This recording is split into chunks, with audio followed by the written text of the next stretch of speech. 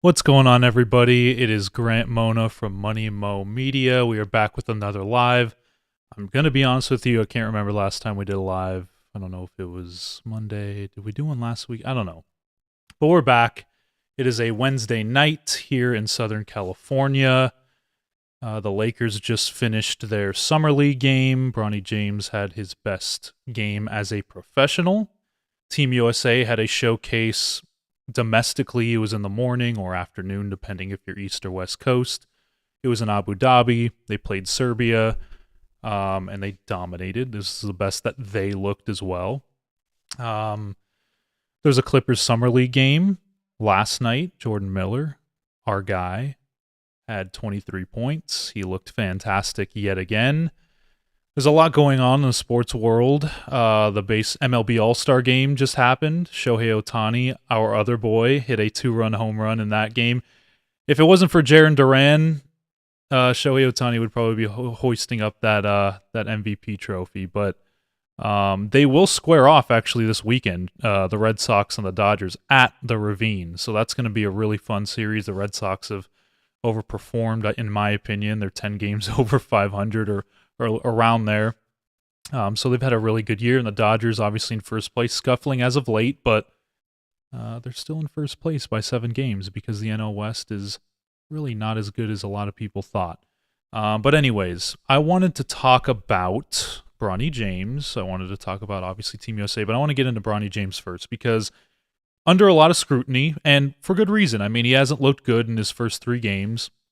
This game that he had, this is his best game. 12 points. He made a couple of threes. He was 2 of 5 from 3. I think he looked a lot more confident. Obviously, with Dalton Connect out, the Lakers' 17th overall draft pick in this year's draft, who has absolutely looked great. He should get really high. I'm not going to say high minutes, but Dalton Connect should get real minutes on the Lakers. And if he doesn't, I mean, that just shows you the direction of the team and what the front office thinks and what they're trying to do. If he does, that means they're serious and that they're trying to contend. He should. He's a 3-level scorer. I know he's a rookie, but he looks really good in the Summer League. And I know there's a lot of people out there that say, well, you can't really take a lot away from Summer League stats, and you can't really take away from what guys are doing now because they can average 5 points a game in the NBA. Yes, but they're doing it at a professional level, and they're doing it again, and especially these guys that are doing it against other draft picks that we're going to see in the NBA. The top draft picks, they're doing it against other teams with real NBA players on them. And obviously, the majority of these Summer League teams are guys trying to find their way in the league. They're trying to make a name for themselves, but the top draft picks, they're going to be playing in the NBA. A lot of these guys will be. So Bronny James had 12 points, and you're going to say, well, Grant, what are you talking about? 12 points? Like, that's nothing. Compared to what he has been putting up, this was his best game, and he actually looked really good. Defensively, he has been pretty good over the course of these first games in the Summer League, regardless of his offense. I think he's been very bouncy, very athletic, very quick with his feet. He can move his feet very well, get over screens very well. If he wants to make a name for himself in the league, and if he wants to stay in the league, that's what he's going to have to do. So it's really good to see that early on in the Summer League. His offense, I always thought that Bronny James' offense wasn't one of his strong points. I thought that he could be a 3-and-D guy, as a lot of people have, and it just hasn't panned out yet. But I think that, it's more of a mental thing with Bronny. It's definitely not a physical thing, because he has athletic ability. He has a great shooting stroke. Like, if you watch him shoot his shot, it actually looks pure. And the 2 air balls last Summer League game where he was really, really bad offensively in that one. That's where I saw, and I was like, okay, this is definitely a mental block. There's definitely something there that's really getting to him, whether it's the outside noise, whether it's the attention on him at the games. I'm not sure, but that was the moment where I was like, okay, there is something getting to this kid, and obviously there's a lot of pressure on him. Look at his name, look at his agent, look at all the people around him, and all the eyes on him. It's not easy for a kid that had heart surgery and had a heart issue last year. He's trying to make his way back. He was on a USC team that wasn't really that good. Obviously, they had a good little run at the end of the year, but they still weren't that good of a basketball team in a program, and that's why they switched their coach out. Now they have Eric Musselman. So for Bronny James, look, I don't think that he should have even entered the draft. I think that he should have played at least one more year in college. That's just my opinion, to get a little bit more development, especially after such a serious injury. But he made the decision, and this is where he's at. So we have to evaluate him at this point. And let me switch to the screen recording so you guys can see. Hi, I'm vertical now. Look at that. I got a little box for me. Anyways, Bronny James, 12 points, 5 of 11, and 2 of 5 from 3. Look, I know it was against the Hawks, and I know the Hawks didn't have Kobe Bufkin, they didn't have Reza Shea, and I know they didn't have Duricic, but you could have put anybody out there, and I think Bronny James would have had way more confidence because Dalton Connect was out. So, again, I'm really happy for the kid because I know what it's like. I mean, obviously, I don't know what it's like to be him, but I'm just saying, pressure situations, I've been in them at the Division I level, and man, my heartbeat really got the best of me a lot of the times. So his is times infinity of what I went through. So, and I know he's been under this spotlight, he's been under this type of microscope all his life, being a James and being one of the sons of LeBron. But again, I think that with time, with development, I think that he can still be a good basketball player. He needs the reps in the G League. He needs that type of environment where it's just like, hey, I can put my head down, get to work, and, obviously not as many eyes are going to be on him at the G League level. But again, he needs reps. He needs professional reps. If he's at this level, and you can say what you want, just much like how I said, you can say what you want about if he should be at this level, if he should have been at the Division I level still right now. Say what you want about that. He is at the professional level, and he needs professional reps. And he's not going to get them on the Lakers. A lot of people are like, whoa, oh, wow, what kind of role is he going to play on the Lakers? I don't even think he's going to get that much playing time on the Lakers. Now, will we see him in a Los Angeles Lakers uniform? Yes, because obviously we want to see LeBron James and Bronny James play together. We're going to see that at some point. And the Lakers aren't stupid. They really want to make this thing happen and get the views and the clicks and everything out there. It's the Lakers. That's what they do. But for his sake and for his development, he's going to have to play in the G League and get those repetitions and learn the game, learn the speed of the game. It's a different speed, obviously, at the professional level than it is at college. Different play styles, a lot of ISO, a lot of jacking up threes, not really a team game. So he's going to have to learn that, and I think he will.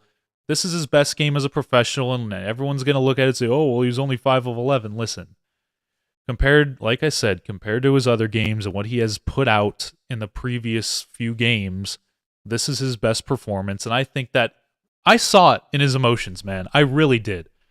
Towards the end of the game, when he was making all those shots, I actually saw a smile from Bronny, and I actually saw him actually enjoy playing basketball. That's what he needs to get back to, because I guarantee you, and I'm not going to speak for him, I'm not going to put words in his mouth, but when I was playing, when I had more joy and more happiness while I was playing and enjoying the actual game of baseball, I played better, and I could just tell. I could tell that. When these shots go down, especially after that first shot, he came right down the court, drained his first shot, a pull-up mid-range. It wasn't a three. He said, hey, I'm going to get to the mid-range and pull up and drain it. He drained it. He looked like a pro. And that first basket going in is really, it helped him the rest of the night. Because when you see one go in, obviously everyone that has played sports knows this. When you see one thing happen, whether it's a hit, whether it's a tackle, whether it's a pass, whether it's a basket, when you see that first thing go down, it helps you the rest of your night, or helps you the rest of your practice or your workout, whatever it may be. You're just in better spirits. So obviously that's not going to be the case for the rest of his career. He's going to have to face some adversity where he starts off slow, but I just noticed his demeanor was so much better tonight, and I'm really happy for the kid because, listen, I've been one of the guys that has said, given him some criticism for his play and, oh, why did they draft him at 55 and why is he in this position? But again, he's at the level. I understand that he's LeBron James' son. Everyone's talking about this kid like he just cost them Game 7 of the finals in the media. It's like, dude, he's looked bad for 2 games. Here's the other thing, and I saw this on X. I'm not really going to pull this up because I don't know where to find it. I just came across it. But this Jaylen Brown thing, where Jaylen Brown's like, oh, I don't think Bronny's a pro, and then one former WNBA player and Angel Reese. I'm not even going to pretend to pronounce her name. But she was like, yeah, I think he's going to be in the G League. And then, listen, that took off. That was viral. Obviously for good reason. That's always going to be the case. I mean, all these viral moments are going to happen like that. But Jaylen Brown in his first 2 games was horrible in the Summer League too. And I know that he was a very high draft pick, and he had a lot of hype coming out of college, out of Cal. But he wasn't amazing in his first 2 Summer League games either. And I know what he's done now. I understand. Jaylen Brown's a made man. He's made millions of dollars. He's won a championship. He's an all-NBA player, an all-star. He can kind of say these things. But it's a little bit hypocritical because Jaylen Brown started off the Summer League absolutely atrocious when he came into the league. So I'll just leave it at that. But Bronny James, best game as a professional. I know it's his 3rd. I know it's Summer League. I get it. Talk whatever you want. Yap, yap, yap. I don't care. He had his best game as a pro, and I think that from here on, listen, if I can't show this, I don't know, but I'm going to show it anyways. But I mean, just look at the shot that he got, right? Just smooth, stepped into it, confident. And I noticed a lot of his shots were like all net. It was literally like nothing even happened. Brandon, what's up, man? Brandon's my guy. He's my co-host on the Script Writer Show. You should check us out. Have a lot of cool takes. And Brandon's right. His actual heart, too. His actual heart. It's pretty funny. So yeah, I'm listen, I don't think Bronny's going to be a great piece this year. I don't think that he's going to be a great piece even next year, but I think with a few years in the league, I mean, look at this athleticism that he showed. And I don't care if I get copyrighted. I don't care if they take this down. I want to show you guys live. Just look at what he does here and the athleticism. Like, you could say, oh, well, that's a lucky shot. The athleticism to get around the defender in the air, put it up. That's what a lot of people were really high on with Bronny before his heart issue, was that he's so athletic for his size. He can dunk at 6'1". And, finishes like that, I mean, obviously it gives people a little bit of like, whoa, where'd that come from? But this is what we saw before his heart issue when he was in high school and when he was projected to be a lottery pick. This is way back.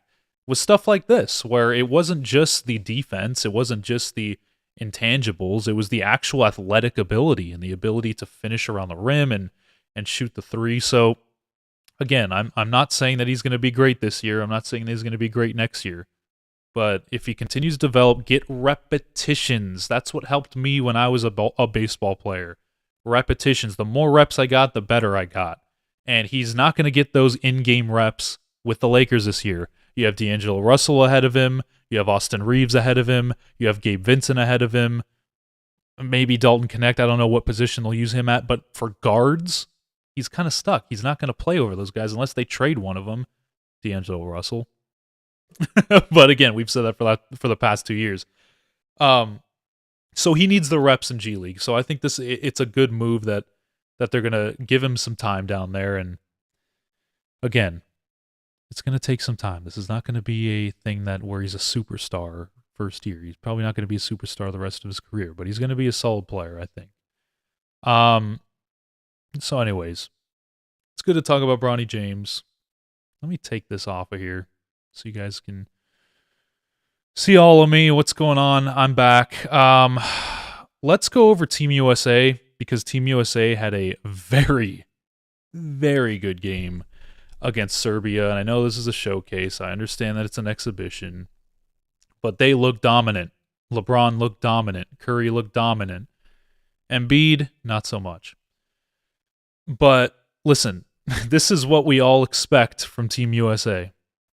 Right? Is stuff, I'll show you the clip right now, is stuff like this, where it is just unbelievable basketball. This is how Team USA should be playing all the time. In the first few games, I was like, oh, are you going to get that? Are we going to get this kind of play? I mean, look, Drew Holiday behind the back to Steph Curry 3. Like, if I'm Serbia, I'm looking at this. I'm like, what do I do? Look at the score, too. It was 95-66. Serbia, I never thought was going to be one of the better teams in international play. I always thought it was France and Spain and Australia and Canada, and Germany as well. I thought those were the teams that were really going to give Team USA, countries, I should say. I keep saying teams. Countries that would give Team USA the biggest kind of competition. So I wasn't really expecting Serbia with Nikola Jokic and Bogdanovic, who wasn't even playing in this game, and really no other NBA players. I guess Poku, I guess you could say, is an NBA player. He was. And Steph Curry doesn't not like us anymore. Stop it. But here, let's look at the points distribution. Shout out to Legion Hoops. Let's look at the points distribution so far. Obviously, it's Anthony Edwards. I think Anthony Edwards is the best player on the team. I know that it's probably not going to reflect that. It's probably not going to, everyone's going to say, well, what are you talking about? LeBron's on this team. Anthony Davis is on this team. Steph Curry's on this team. LeBron, KD. I get it. Anthony Edwards looks the most confident. He looks the best game in and game out so far.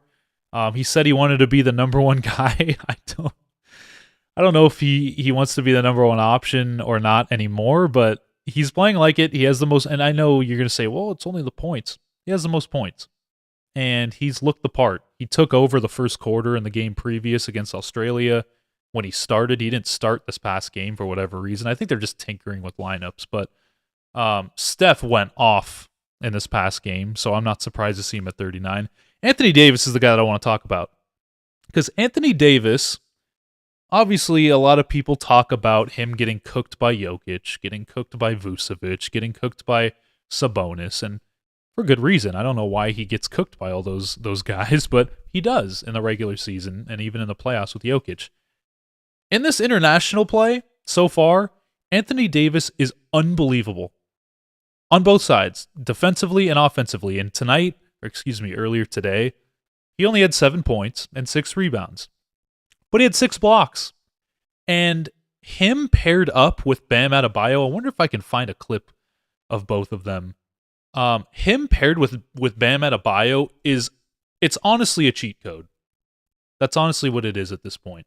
Because there's no way anybody's scoring on them. And I know that France has Gobert, and I know they have Wembanyama as their front court, but is anybody going to score on Anthony Davis and Bam freaking Adebayo? You got to be kidding me. And Bam Adebayo, I'll get to Bam Adebayo next, but let me see if I can pull up this clip where it's just it's so unfair at times.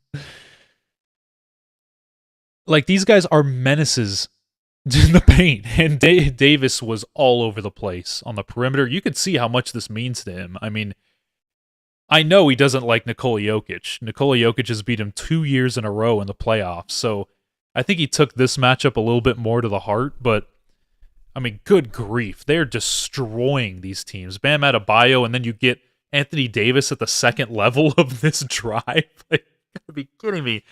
And Anthony Davis is more of a paint presence, like Bam Adebayo is, but Adebayo, I feel like, is a great guy you can throw on perimeter guys. He can really move his feet very well. He's very versatile in that regard. And Anthony Davis is too, but I feel like having that big of a front court and having the ability to switch 1 through 5 for Team USA, I don't know who's going to score on that.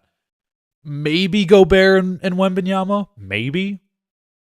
But again, Gobert, we all know how he plays at times. But, I mean, just this possession alone is just unreal. So, Anthony Davis has been unbelievable. I think that he should be the starting 5. I don't know if they want to use him as a 4, but he should be starting at the 5.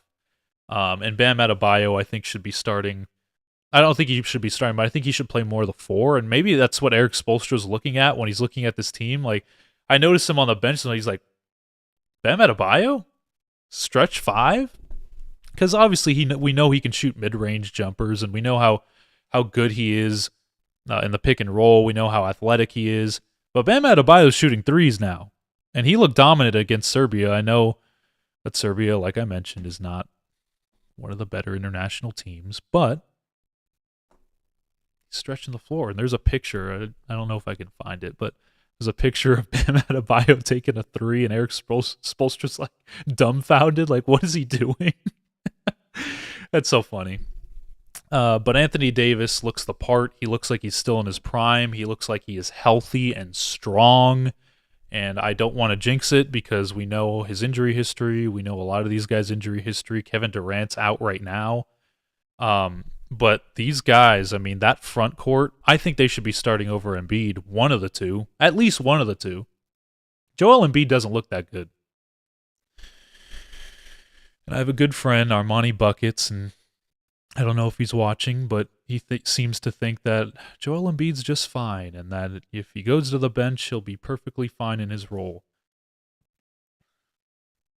Joel Embiid needs to dominate in the starting lineup, and Steve Kerr already said that he's not taking him out of the starting lineup, which is ridiculous.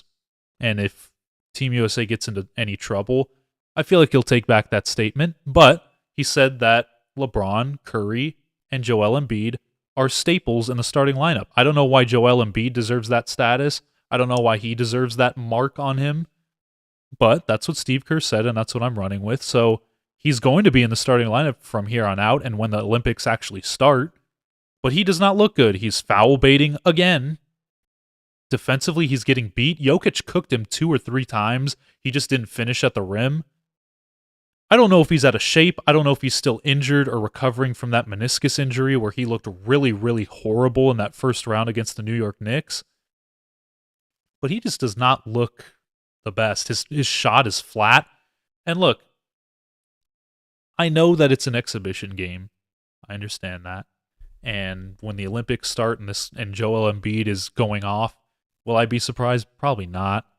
But right now, if I'm judging Team USA, I think that he's one of the worst players on the team.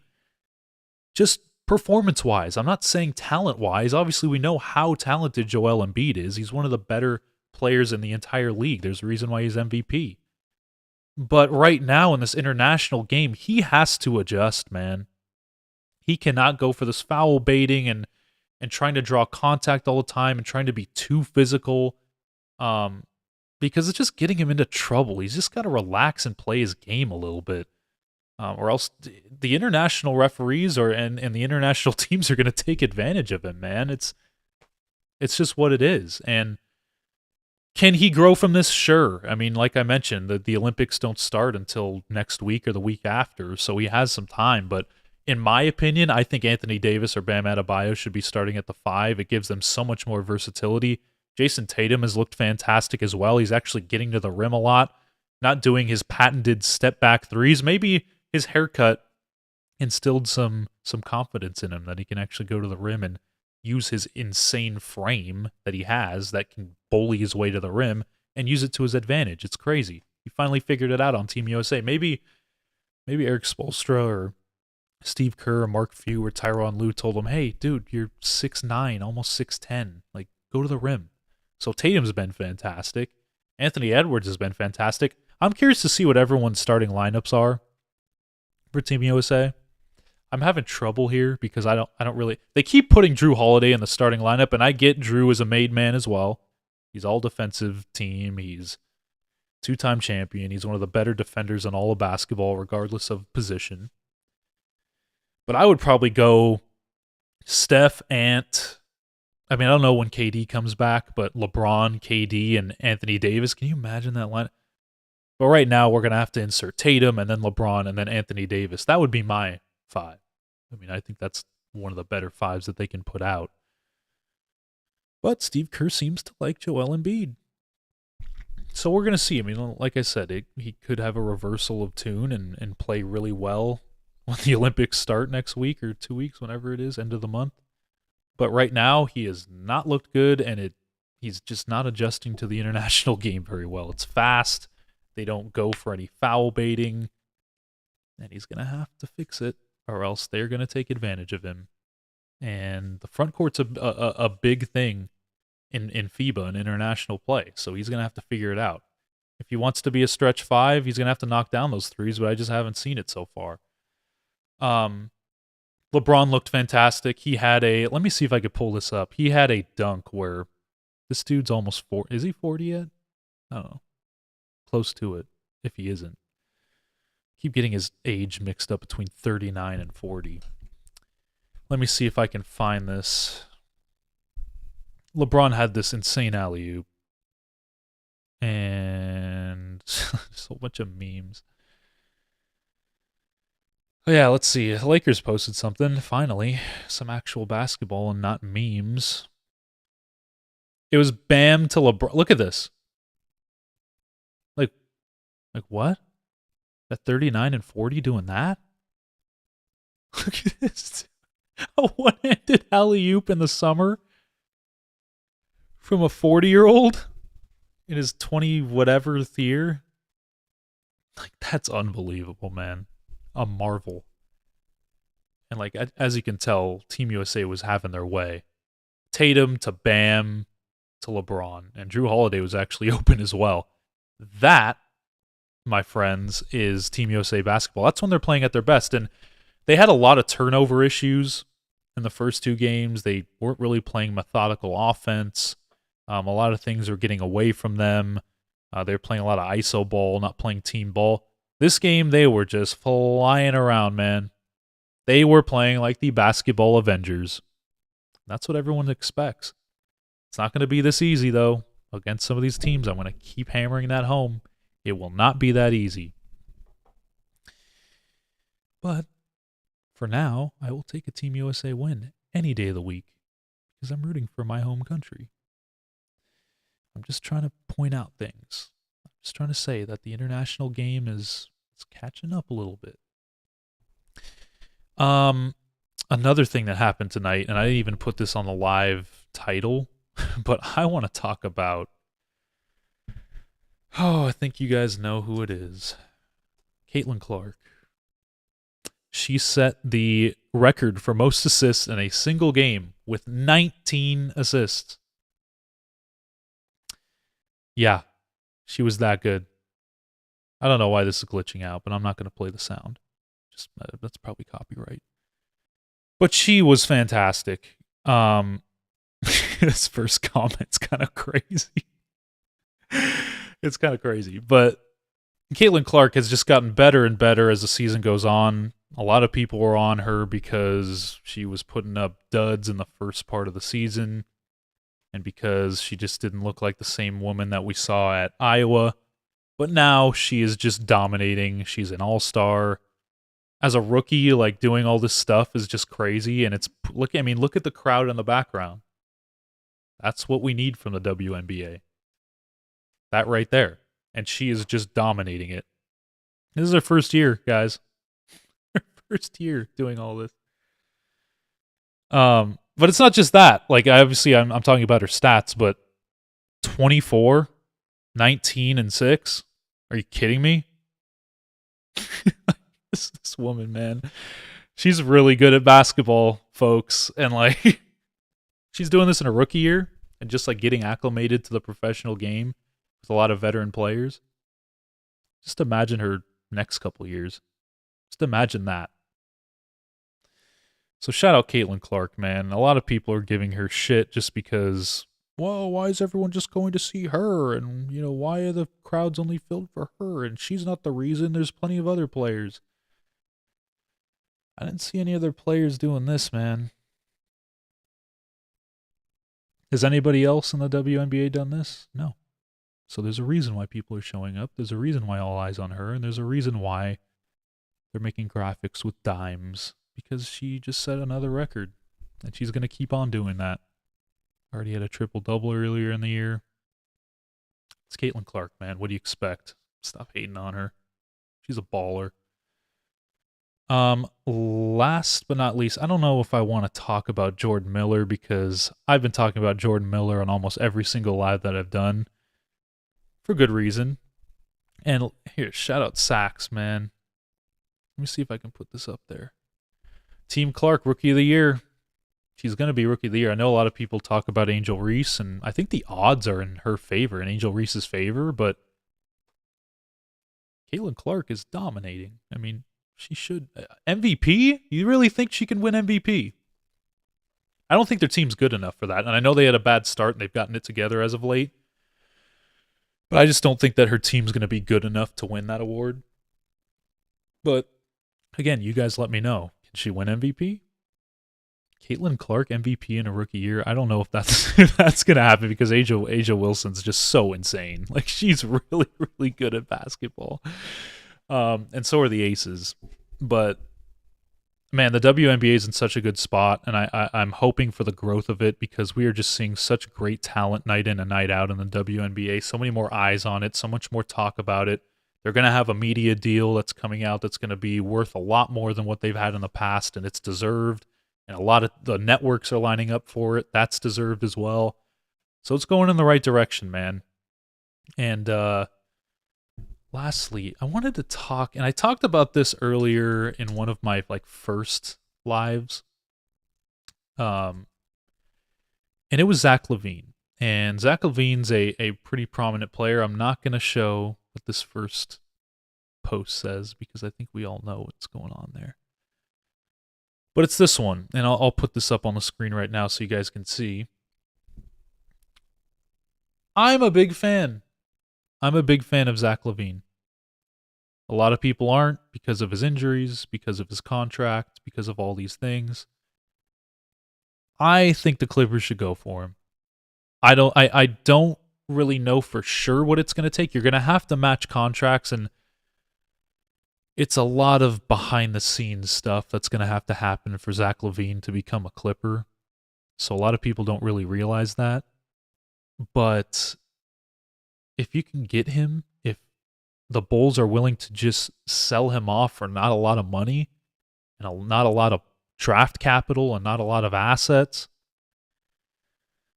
if I'm the Clippers, I got to hop on this. I really do. And you know, I understand the contract. I understand that it's $49 million or $50, whatever it is. I understand that, you know, you're going to have to give up probably Terrence Mann and Norm Powell and a lot of these different players to go get him. Really integral players to the Clippers, right? Norm Powell's a great scorer off the bench. He could have won Sixth Man of the Year. Terrence Mann has developed each and every year. He shot 40+% from three in the calendar 2024 year. Great defender. He was a starting two guard for the Clippers all year. You're going to have to part ways with that, and that's going to hurt a lot. It's going to be something that not a lot of Clipper fans really want, but this guy, when he's healthy, and I know that's a big if. I know the rhetoric around Zach Lavine, and I understand the concern and the question marks regarding Zach Lavine. But Zach Lavine is still an unbelievable player when you're healthy, and if you're the Clippers, people are going to hate you regardless. Everybody hates the Los Angeles Clippers, no matter if they're good, no matter what players they have, no matter what happens, no matter if they open a new stadium. People are going to hate you and your organization and your front office for whatever reason. They're going to. This is high risk, high reward. Go do it. He's a UCLA kid. He was an all-star before.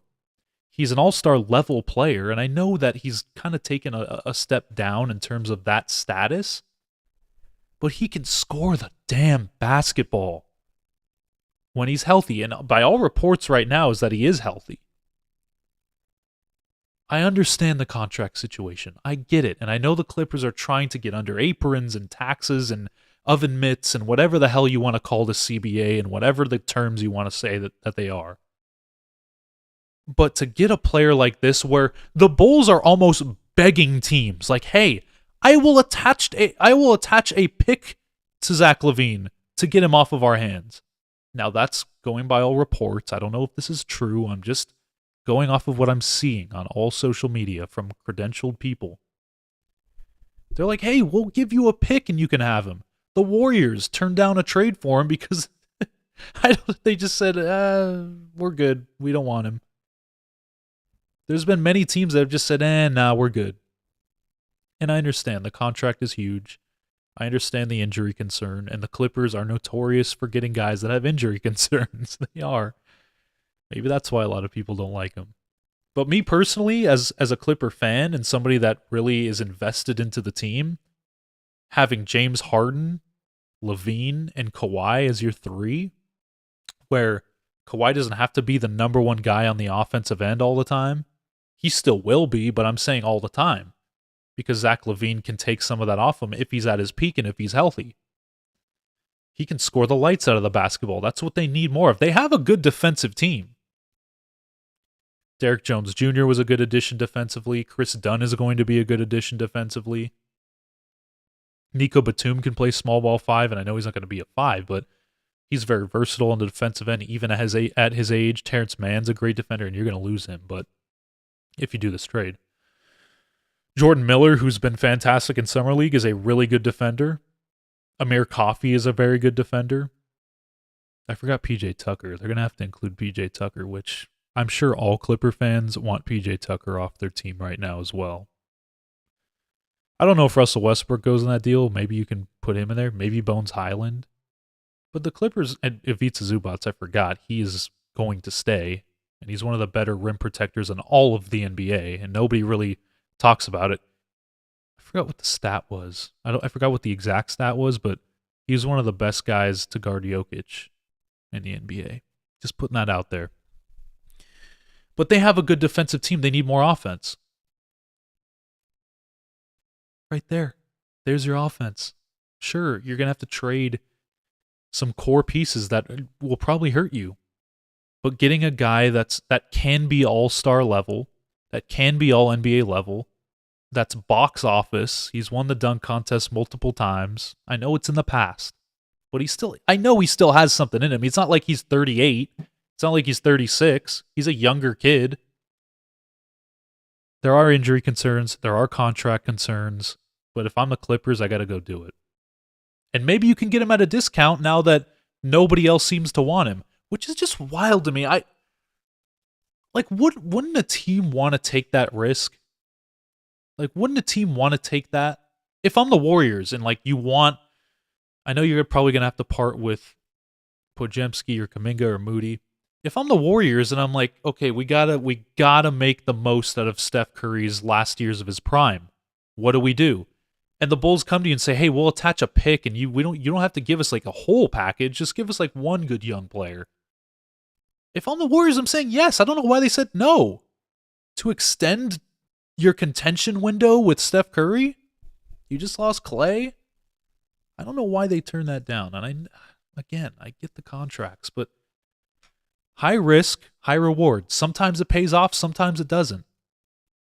But again, if you're the Clippers, you weren't going to contend anyways for a championship this year.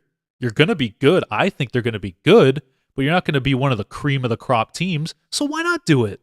I know you're building for the future, and I know the contract negotiations are one thing, and you're trying to get probably a max slot in 26, 27, but you're opening a new arena. You need a box office guy, a guy that can jump out of the building when he's healthy, a guy that can score the lights out of the ball when he's healthy.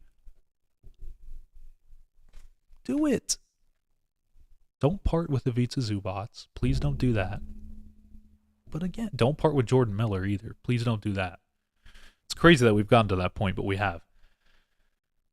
So again, that's the last thing I wanted to say, because Zach Lavine, I think, should be a Clipper. I want him to be a Clipper. Of course, it's typical Clipper fan to want a player that's always injured with a high contract. It's just so on par. Of course I want him, and of course a lot of Clipper fans want him. But a lot of Clipper fans didn't want James Harden, and then when they went on that 26-5 stretch, they're like, oh, maybe you guys are right. Maybe he does fit this team. Maybe he is a really good player. So maybe the same thing can happen. You can just bet on it again. This is a tinkering year, and I've talked about this with a lot of people on social media. This is a year that you can tinker, and you could just be it's kind of like I mentioned this to somebody, and I'm forgetting the name, and I had this interaction with them. This year for the Clippers is much like 21-22. And it's not all the way like it, it's just kind of like it. In this sense. In 21-22, there were no expectations for the team. Kawhi Leonard was out with his ACL injury. Paul George was coming off the 2021 conference finals performance, and he got hurt early in the season. There were no expectations for the team. It was just, hey, get through this and wait for the guys to get healthy next year. Play the young guys, play all the role players. Let's see where it goes. And I can speak for a lot of Clipper fans, not just that year, but 2019, when they took the Warriors to 6 in round 1. Those 2 years were some of the most fun teams that Clipper fans have ever had because they fought every night. They were underdogs. They upset a lot of people. The Clippers got to the play-in 21-22. I know they didn't win because Paul George got COVID on par. Of course, typical Clippers. He got COVID and had to sit out that second play-in game against the New Orleans Pelicans, but they were almost there against the Wolves. They could have got that 7 seed. Just to be in that mix with no expectations, like they outperformed. And that was such a fun year. Tickets were cheap. There are a lot of giveaways, fan appreciation, a lot of fun. You could go into every game and be like, hey, they win, they win. If they lose, they lose. I'm here to watch Clipper basketball. 2019 was the same way. No stars, Lou Williams, Montrezl Harrell, Patrick Beverley, who is now playing overseas. Shout out Pat Bev, Clipper legend. No expectations, having fun. They made the playoffs, almost upset the Warriors. Took them to 6. 2 20-plus point comebacks on the road in that series. It was fun. It was a fun year. And then they got Kawhi and PG. So I think this year can kind of be like that, where you have that kind of expectation where nobody's really expecting anything out of you. People are just shitting on you left and right. Kawhi Leonard should be traded, and James Harden's past his prime, and you don't have Paul George anymore, and you brought in a whole bunch of old guys, and I've heard it all. The expectations aren't there. But it can be a fun year if you bring in a Zach Lavine. It can be a fun year if you make it a fun year and not put those kinds of expectations on them. They're going to be gritty. They're going to be tough. They're going to be younger. I know you're just losing one guy that's older and probably Russell Westbrook and probably PJ Tucker, but not yet. They're still Clippers. So it could be that type of year where it's like a 21-22. It's like an 18-19 where it's just a bunch of role players and young guys and they're scrapping and fighting for spots and contracts. But this time you have Kawhi Leonard and you have James Harden in any capacity. So I'll end it there. Thank you guys again, all the people. I'm seeing 66 viewers right now concurrently watching my stream. Anyone that's tuned in tonight, I thank you guys so much. It really means the world to me. I'm trying to be as LA-based as possible. I'm going to put this up there just really quick. Scrappy is fun. Standard should be scrappy. You're right. I completely agree with you. But again, I thank everyone for watching. You guys are the best. I will probably have another one of these out later in the week. I'm not going to be 100% sure, but I will have more content out throughout the week. I will be interacting with everyone on social media. So if you have questions, if you just want to talk back and forth, I will be there to do that on all platforms. You can see all the clips from this one and all of my lives at Money Mo Media TV on TikTok, at Money Mo Media on YouTube. I will have shorts, and you can rewatch these lives there too. Also on X if you want to do that. So shout out to everyone. Shout out to all my LA people, anyone around the world, honestly. This is Grant Mona from Money Mo Media, signing out.